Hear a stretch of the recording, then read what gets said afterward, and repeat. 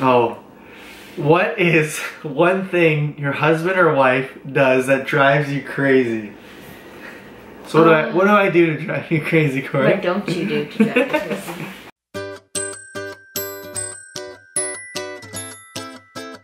Let's play a game. Yeah. Who's ready to play a game? Me! Hey everybody, it's Dan and Corey. From the Baby Gang. It's been a while since we've kind of sat down and did a fun little video. Yeah. But, you know, we're working on a new schedule, trying to put out some content as frequent as possible. But parenting is a lot of work, and it takes away from creating our videos and doing content. We have all these ideas and like thoughts and like videos we want to do, but when it comes down to actually getting it done, and then like editing or getting the time to do it, because when the babies are sleeping is the time we can do it, and then also editing after just takes up a lot. Right now it's 11:15 p.m. and we are we're making a video. Yeah. So we're doing a game. It's called Bag of Questions, and we have formulated, I think there's about 50 questions in here.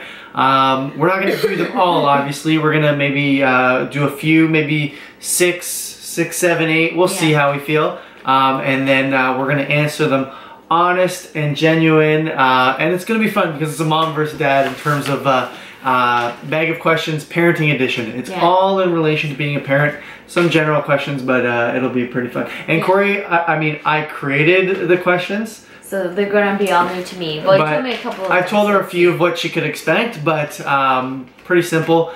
So going forward, since we're going to set this off, we're going to reach out to you who's watching for future games or future questions that we would do because this is going to be a series of videos of different topics or different things that we're relating to. So so if you don't answer any questions that you really wanted to hear, leave them down below, and then also don't forget to like, share, and subscribe to our channel so you can just keep up to date with all of our videos and stuff. So we're really going to put in effort to get those videos out there for you guys. First question. Do I get a pick? Corey gets to pick the first question. Okay. Let's see, maybe if you created 50, maybe you don't remember them all. Oh yeah, I don't remember them all. If there was one word or sentence your kids would say you use often, what would it be? That I use often? One word or sentence? I hope you have thought of these answers when you're making No, actually I didn't. I think it would be... hello, Harvey. I've got a special guest. I definitely think it would be like, hey poops, or poo. I say poo a lot. Harvey. Harvey's our special guest today. Also, if you want to follow Harvey on Instagram, it's _Harvey the cat. We'll leave a insert plug. Yeah, so you can follow him. Yeah, so definitely I use the word poo a lot because I call the kids poo. Actually, and then it repeats back to them. And they repeat it back, or I say, hey poos, whenever I come home. Yeah. What about you? There's one word or sentence your kids would say use often. This is probably so bad, but I say like, I'm very angry right now. So then what they do is they repeat back to me and they keep asking me, angry? Mommy, are you happy or mad? Mommy, are you happy or mad? Yeah. So maybe I say, I'm very mad right now, guys. Alright, next question. I'm picking it. You want to have a little rest, Harvey? What is one thing that scares you about your child growing up? Oh my gosh, one thing is, there's like trillions of things. I guess the biggest thing would probably be like, I feel like I was a very, I had my times where I did crazy things and whatnot, but I feel for the most part, conservative person? Yeah, I feel for the most part I was kind of like, by the books, like I was scared to get in trouble and stuff like that, so I just hope that they kind of go down that, but it's like hard to teach and stuff like that, and I don't want them to get into crazy things, if that makes sense. I think a few things, education, paying for school for a lot of them, that might be scary, or them maybe getting their license, something like that. Yeah, like just like scary stuff. Not really like following the rules or thinking that they like, and I guess every kid goes through it because I went through that stage too, but I feel like for the most part I was like, oh my gosh, I can't speed because I don't want to get tickets. I like the fact that my kids like to kind of hang out with me now, and I feel like maybe that's another thing. They won't, want to hang out with me. Then it scares me that they could hate me one day. Next question, do it up. Okay. What word do you say to your kids a lot as a parent? Oh man. Easy. No. No? No, don't do that. Don't do that, no. Maybe we say their names often. Like, I can always think about, like, Emily, Olivia, Jackson, Levi. No. I do say I love you a lot. I love you. Oh, I asked them if they're my best friend. Yeah. That would be a big one, too. Yeah, or, I think there's a lot of things. Who are you? You know, now you think about it, there's a lot of things that you say a lot. But you no. just like repeat yourself every day. No is definitely a big one. Yeah. Especially at this age, you just want to get into everything. Yeah, that's right. Alright. Oh. What is one thing your husband or wife does that drives you crazy? So what do I do to drive you crazy, Corey? What don't you do to drive you crazy? Parenting related, I guess it would be, I'm with them every day and I have like this routine and stuff like that, and like Dan's at work, which is totally fine, but then even at night, like I have this like idea in my head of how the day will flow, but then if Dan's off for a day, then it kind of like throws off my schedule, or he'll come home and then he like... I'm sorry to inconvenience my presence. Yeah. Inconveniences you? No. And then like if he comes home, like I'm sure so many moms out there can relate, or parents in general, if the other spouse comes home and they want to see their kids and it's like, oh my god, let's go bananas and go crazy and stuff. I'm definitely that dad. I get them riled up when it's ready to sell. Right now in the summer it's not too bad because it stays dark or lighter out longer. Yeah.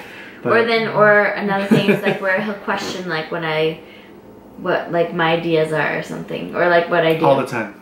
All the time. Yeah, I can't think of an example, but that'll be another video. For you, something you do that drives me crazy. Procrastinate. Oh, Corey is a huge procrastinator. You know, it's something I've lived with my whole life. I don't think it's like 29 years in my life. I don't think I can. Since we've dated. No, way before that. Since I've known Corey, huge procrastinator. She also feels like she can start a billion projects at once. I can't tell you how many things. And then Corey's a little bit of a hoarder. I'm not a hoarder. She's like a closet hoarder.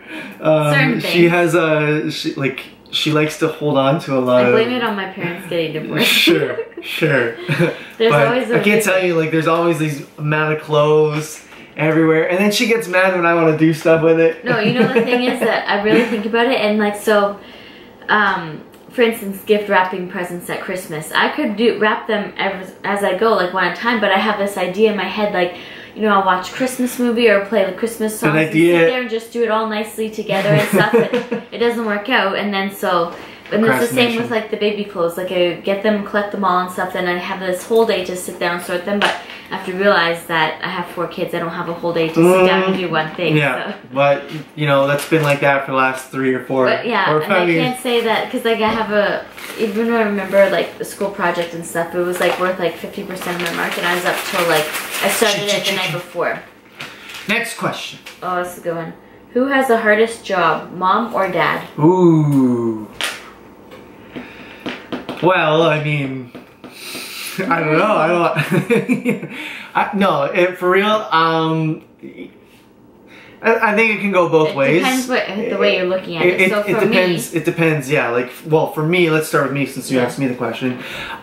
You know, like, to some, I might have it easy because I'm not at home with the kids every day, and that, you know, I'm at work, and that, you know, it's my quiet time, when really, you know, I am busy, I'm doing my thing, but, you know, it's not like I have a bunch of kids jumping on me or yelling or going crazy, but, you know, it's moments like that I miss, and I feel like as a parent or as a dad, I'm missing certain milestones when I'm working, especially when the kids were first born. I was always worried about, like, missing those special moments, and luckily I've been able to see a lot of them, and, you know, with social media or cameras the way they are now, you can see them still. It's no different, but you know, I always feel like I miss out on certain milestones, and I would personally rather be at home with my family or with my kids. So I mean, it really depends, but you know, when it comes to like the day-to-day job of parenting, you know, moms really step up the game on that. Yeah, I feel like it's like a hard question. I can go back and forth like for an endless debate.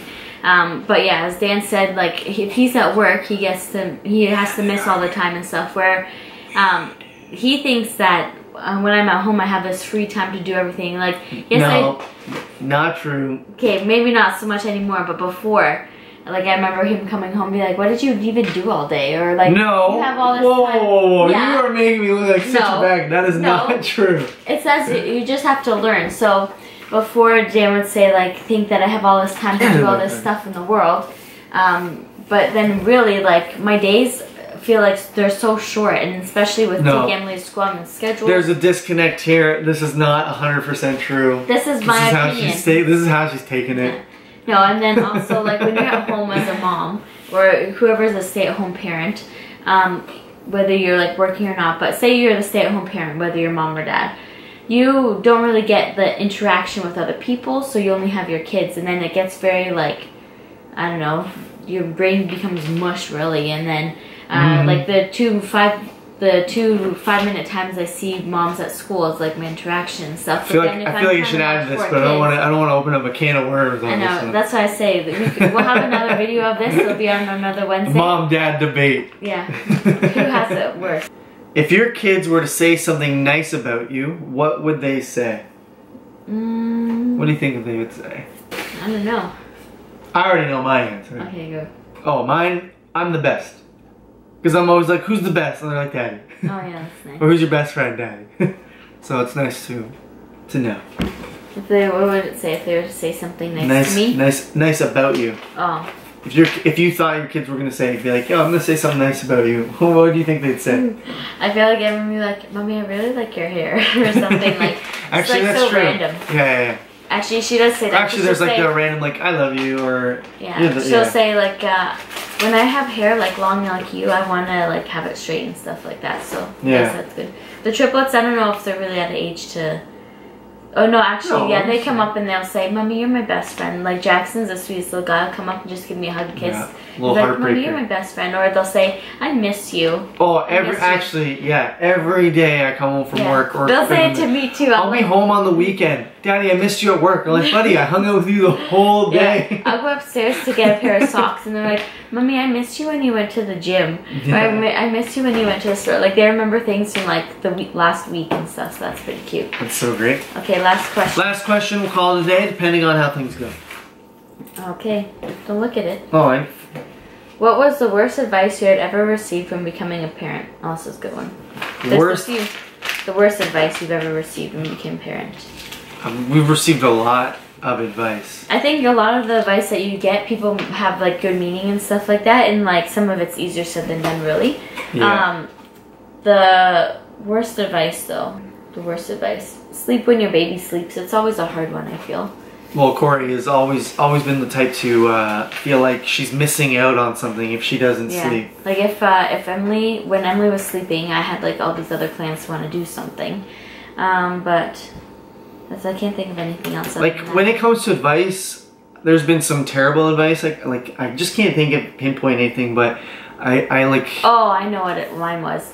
It really bothered me all the time was when people would say, oh, you need a break and stuff like that. And it's like, no, I don't need a break. If I needed a break, I would ask for one.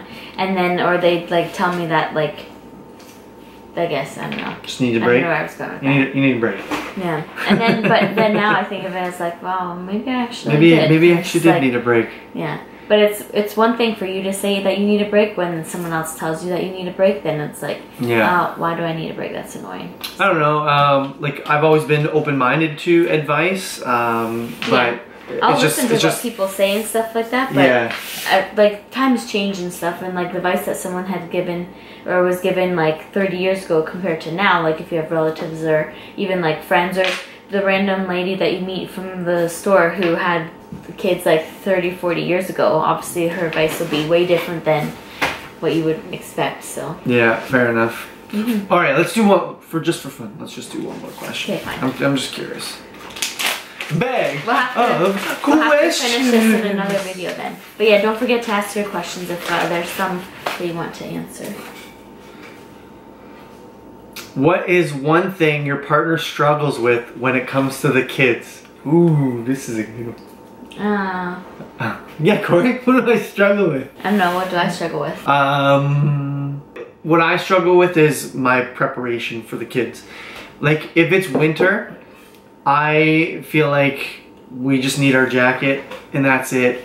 I never thought of ever bringing... comes underprepared, I'd become... Oh, I'm a totally underprepared person when it comes to certain things like going out and about. Like when the babies would go, I would try and pack as little as possible because I'm like, I don't need to bring everything. Yeah. But Corey, on the other hand, she would bring everything. I packed like, if we went to Niagara Falls one time, and like, I don't know what the weather's gonna be like, so I literally packed 3 different outfits for like 3 different like weather, like rain, sunny, cold, but windy or something.